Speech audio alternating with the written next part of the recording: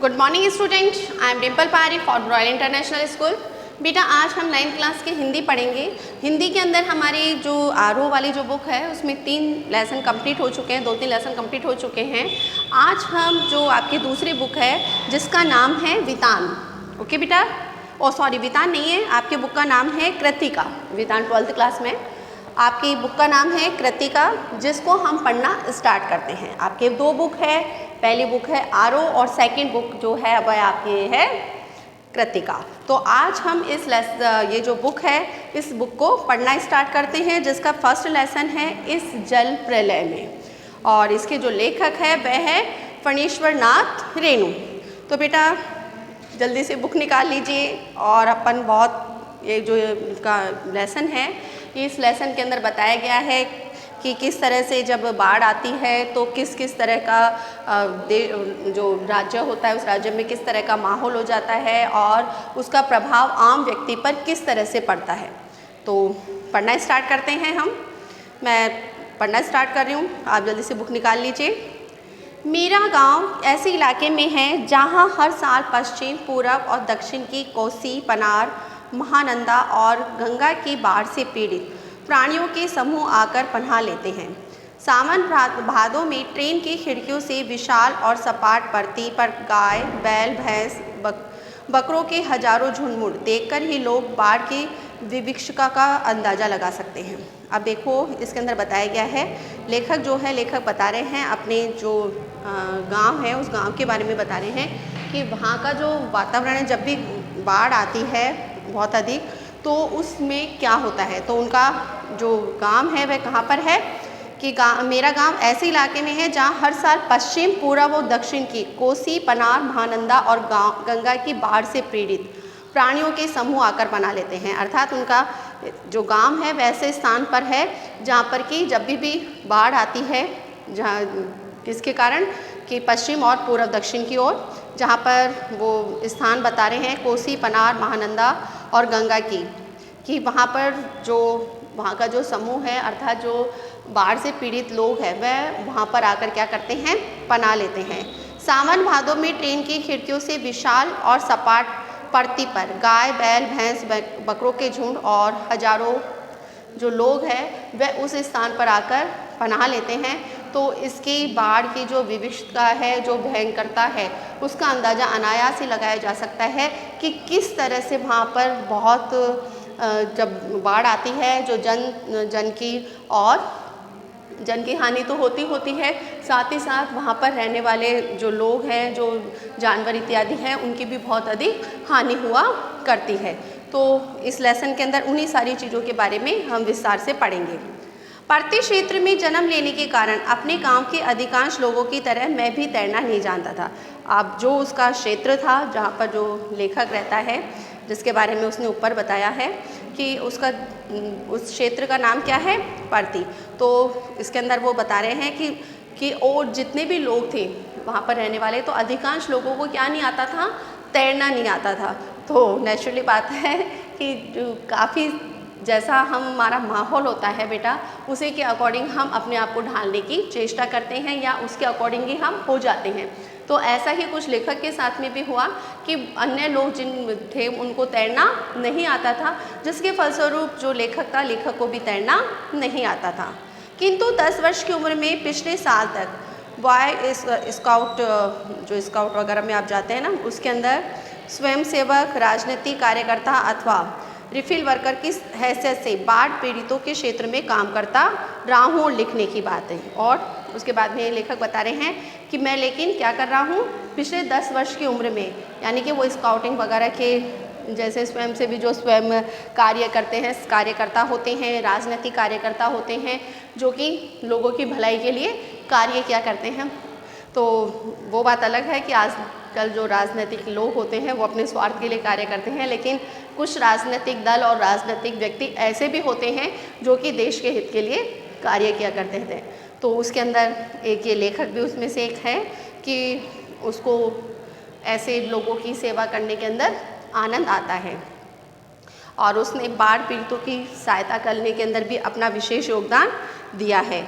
High school में बाढ़ पर लेख लिखकर प्रथम पुरस्कार पाने से लेकर धर्म युग में कथा दर्शक के अंतर्गत बाढ़ की पुरानी कहानी को नए पाठ के साथ प्रस्तुत कर रहा हूँ।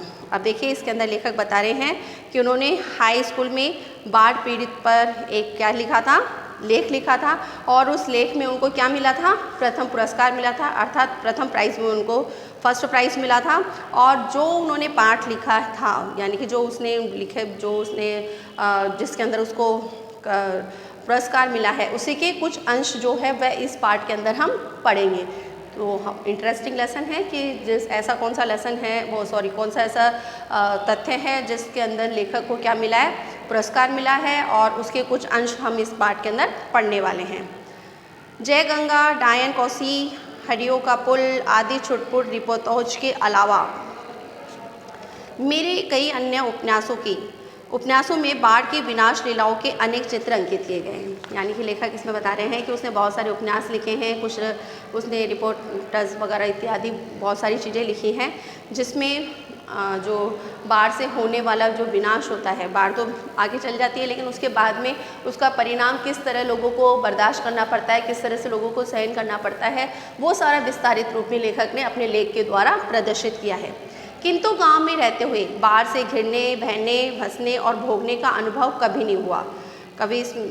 लेखक बता रहा है कि जब बाढ़ के अंदर वो घिर गया हो या उस यातना को उसने सहा हो, ऐसा उसने कभी भी महसूस नहीं करा। हाँ, दूसरों की तकलीफ़ उसने महसूस करी है और उसको अपने लेख के माध्यम से व्यक्त भी किया है, लेकिन स्वयं इन सारी चीज़ों का उसने अनुभव नहीं किया है।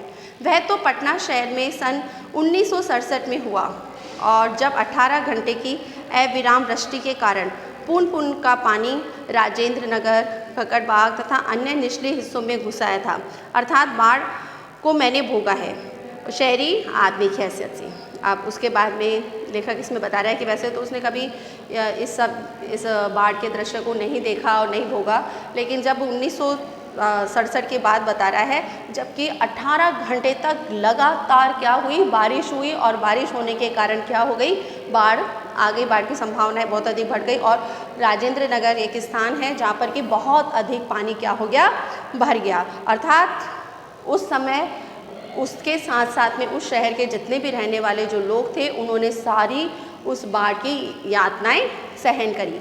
इसलिए इस बार जब बाढ़ का पानी प्रवेश करने लगा, पटना का पश्चिमी इलाका छाती भर पानी में डूब गया, तो हम घर में ईंधन, आलू, मोमबत्ती, दिया जलाई, पीने का पानी, कापोच की गोलियां जमा कर बैठ गए और प्रतीक्षा करने लगे। अब देखिए इसमें बताया गया है, बेटा एक अपन ने एक जगह पढ़ा था कि मुसीबत आए ना, हमें मुसीबत आने का जब एहसास हो जाए या परेशानी आने का जब हमारे को एहसास हो जाए, तो उसका इंतज़ाम हमें फ़ौरन से कर लेना चाहिए, है ना।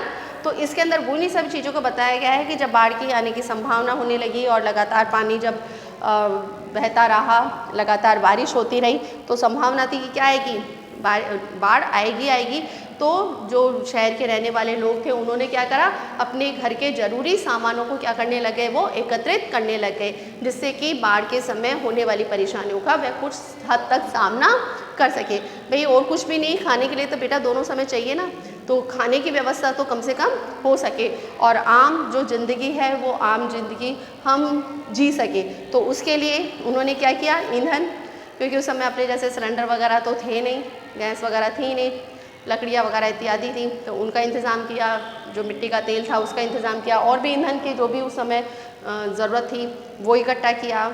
आलू, क्योंकि आलू क्या होता है, बहुत अधिक समय तक ख़राब नहीं होता है, और भी कुछ नहीं तो आलू की सब्ज़ी या बेसन की सब्ज़ी बना के काम लिया जाए घर की परिस्थितियों में। और इसके अलावा मोमबत्ती, दिया सलाई, पीने का पानी, कापोच की गोलियाँ, ये सारी जो चीज़ें थी ना, वो सारी चीज़ें क्या है, लेखक और वहाँ के रहने वाले लोगों ने अपने घर में एकत्रित कर ली कि बाढ़ कभी भी आने की संभावना हो सकती है। संभावना तो थी, कभी भी बाढ़ अपना तीव्र रूप धारण कर सकती है। तो पहले से उन्होंने बाढ़ के क्या कर लिए, इंतज़ाम कर लिए। सुबह सुना राजभवन और मुख्यमंत्री निवास प्लावित हो चुका है, यानी कि पूर्ण रूप से उसमें क्या भर चुका है, पानी भर चुका है। कौन सा स्थान, राजभवन और मुख्यमंत्री का जो निवास है वहाँ पर पूर्ण रूप से पानी भर चुका है, अर्थात वहाँ पे व्यक्ति जा भी नहीं सकता। बाढ़ आती है तो अपन देखते हैं ना क्या बुरी स्थिति हो जाती है, तो ऐसा ही उनके साथ में हुआ। जब प्रातःकाल उठा तो उसने सुना कि पूरे वहाँ पर जो स्थान है वह पानी से लबालब हो चुका है। दोपहर में सूचना मिली गोलघर जल से भर गया है। उसके बाद में ये तो सुबह पहले सूचना मिली उसको, पहले तो मुख्यमंत्री निवास वाली और राजभवन वाली, और दोपहर तक क्या सूचना मिली कि गोलघर एक स्थान है, वहाँ पर भी क्या हो गया है, जल से भर गया है। अब ये स्थान क्या है, और 5 बजे तक कॉफ़ी हाउस जाने के लिए निकला तो रिक्शे वाले ने हंसकर कहा, अब कहाँ जाइएगा, कॉफ़ी हाउस में तो अबले पानी ही पानी हो गया होगा। अब उसने बाद में उसने सोचा दोपहर के बाद में कि भाई 5 बजे की मैं क्या करूं, कॉफ़ी पीने के लिए कॉफ़ी हाउस जाऊं। तो उसने एक रिक्शे वाले को बुलाया, रिक्शे वाले को कॉफ़ी हाउस जाने के लिए कहा। तो उसने क्या कहा, भाई कहाँ जाएंगे, बाढ़ आ चुकी है, पानी की सब जगह पानी भरा हुआ है, और कॉफ़ी हाउस में तो बहुत अधिक पानी भर चुका है, वह पूर्ण रूप से वह पानी में डूब चुका है। तो आप उसमें कहाँ जाने की सोच रहे हैं। चलिए बेटा, आज हम इतना ही करते हैं। आगे बाढ़ की जो स्थिति क्या होती है, लेखक किस तरह से बाढ़ की इस विपदा से जूझता है और किस तरह से उसमें सफल होता है या नहीं होता है, वो हम आगे वाले वीडियो में करेंगे। आज के लिए इतना ही। Good day, goodbye, take care.